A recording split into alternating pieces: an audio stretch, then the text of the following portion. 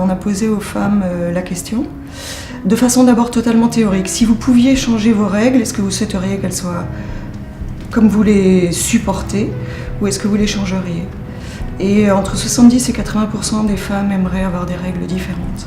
En fait, les femmes aimeraient avoir des règles moins fréquentes, moins abondantes et de durée plus courte.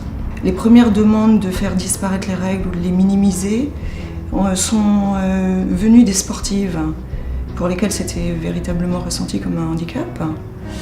Mais beaucoup d'autres femmes disent que ça interfère notamment avec leur vie sexuelle.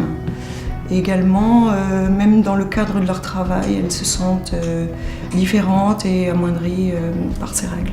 On peut dire que sur une population, environ une femme sur 4 à 5 est assez attachée au fait d'avoir des règles une fois par mois, mais que les autres souhaiteraient pouvoir les modifier. Environ la moitié d'entre elles souhaiteraient ne pas en avoir ou en avoir une fois par an. Et l'autre moitié serait assez tentée par le fait d'avoir des règles seulement une fois tous les 3 mois. Il y a également des avantages dans des contextes particuliers, et notamment l'endométriose qui est aggravée souvent au moment des règles, dans sa partie symptomatique essentiellement, puisque les femmes souffrent moins si on supprime les règles. Pour le syndrome prémenstruel, on gagnera plus à faire disparaître les règles complètement qu'à simplement les diminuer.